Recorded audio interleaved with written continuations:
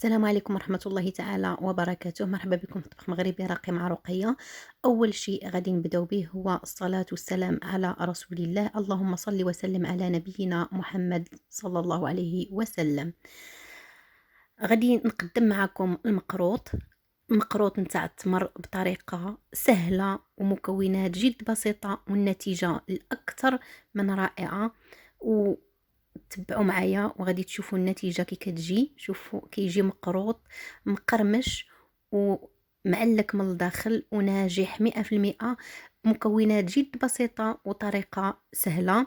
ما غاديش نطول عليكم ونخليكم باش نشوفوا المقادير وطريقه التحضير. تابعوا معايا حتى الاخير. مقروط كيستحق التجربه.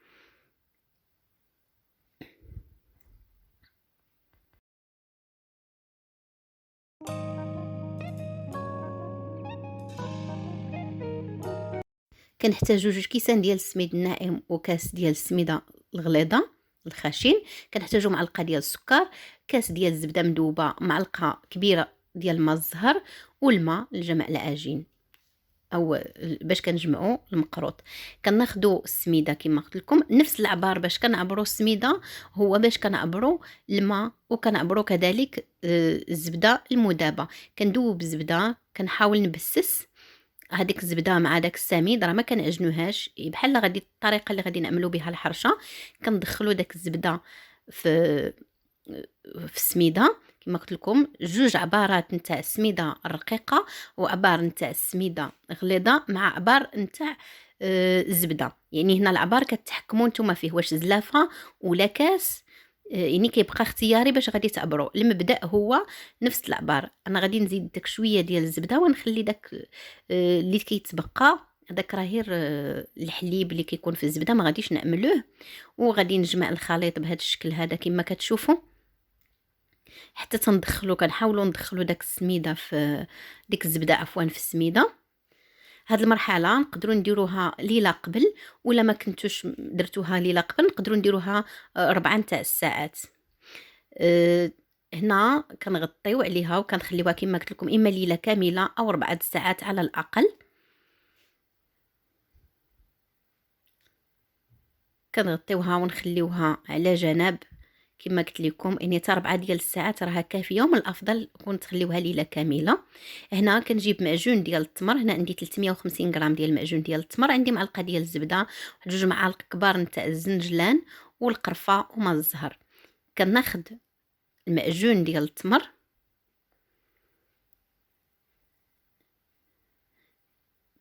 كنضيف فيه ديك معلقه نتاع الزبده هنا بحراره غرفه المطبخ باش دغيا كتدخل لينا مع داك التمر.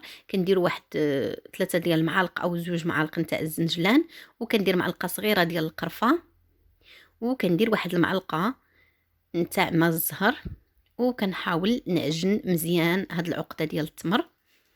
تندخل العناصر.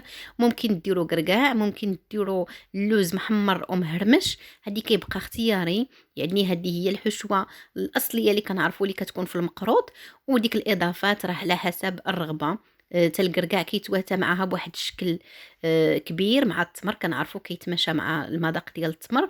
ممكن ديروا اللوز كذلك مهرمش ولكن هنا انا اكتفيت بالزنجلان محمر وتنعجن ديك العقده نتاع التمر حتى تتنسجم مزيان. نتوما كتشوفوا بان كتتشكل.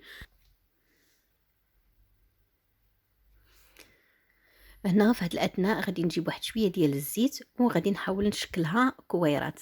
بالنسبه للكويرات انا غادي ندير فيهم واحد 10 ديال الغرام وغادي نديرها كويرات كما كتشوفوا بهذا الشكل هذا. هنايا راه فيها 10 غرام. منين كندهنوا يدينا بالزيت دغيا كتسهل علينا اننا كنشكلوا ديك الكويره بلا ما كتلصق في يدينا.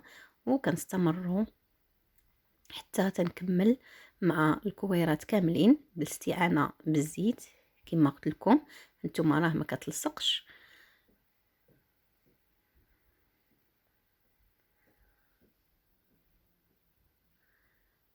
هنا من بعد ما كملت هاد الكويرات غادي نحطهم على جنب.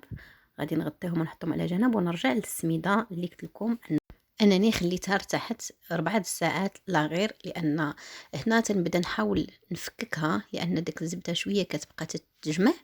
كنفككوها أو كنبسسوها كما كنقولوا بالدارجة ديالنا. هنا كنضيف واحد شوية ديال الملحة لتعزيز الذوق، وكنضيف السكر.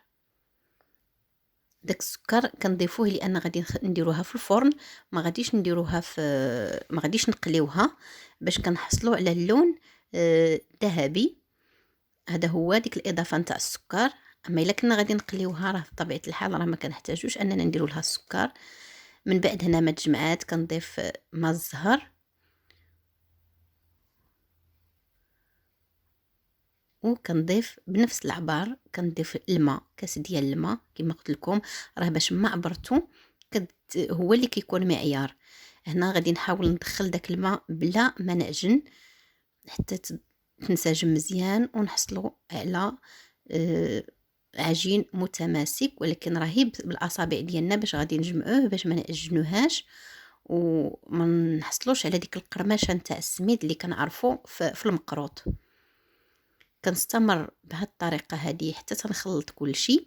هنا في هذا الاثناء الا كنتو خرجتوا في سميده ما كتشربش وجاتكم مرخوفه، انتظروا عليها هي شويه وهي غادي تشرب وغادي تكور معكم ولا تجمع معكم العجينه. انا كنقول لكم هي في احتمالات اللي كيقدروا يوقعوا، لان السميد النوعيه كتختلف من وحده لوحده، ولكن الاساس اننا خصنا نحصلوا على العجينه اللي غادي تجمع لنا في يد ونقدروا نديروها كره. هنا غادي نخليها نتوما كتشوفوا من بعد ما خليتها شربات شي شويه. غادي ندير واحد الكره اللي فيها 40 غرام.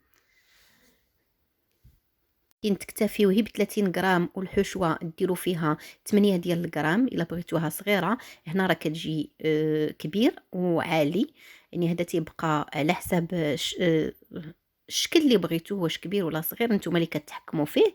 هنا كنجيبوا هاد المرش من تاع المقروط، وكنجيب شويه ديال السميده، وكناخذ ديك الكره اللي عملت نتاع السميده كنحاول نجوفها باش ندير واحد الحفره، وغادي ندير فيها الحشو ديال التمر وغادي نسد عليها بهذا الشكل هذا.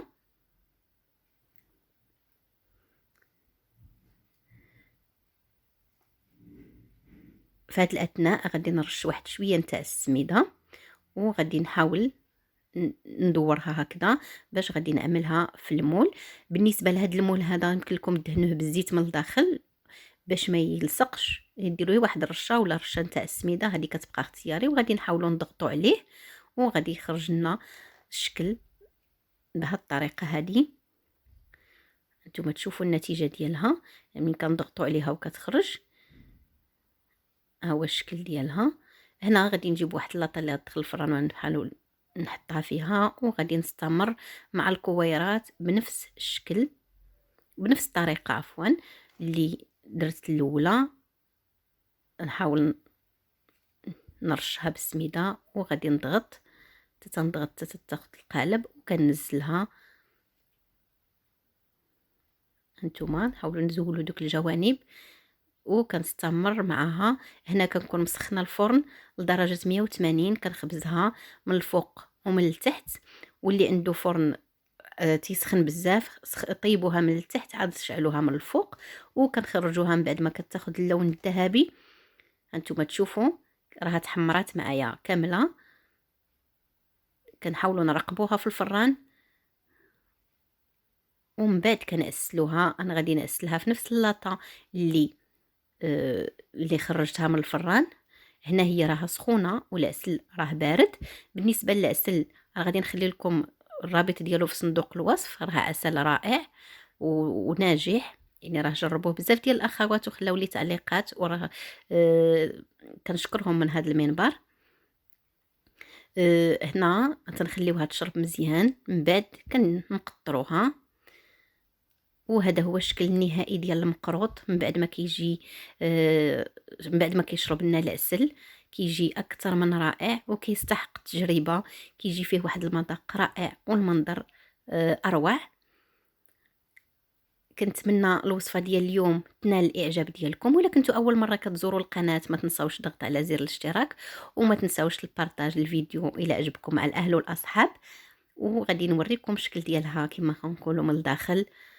شوفوا كي ناجحه ورائع، يعني بدون قلي، هي في الفرن راه كتجي اكثر من رائعه، وواحد المذاق فيها مميز.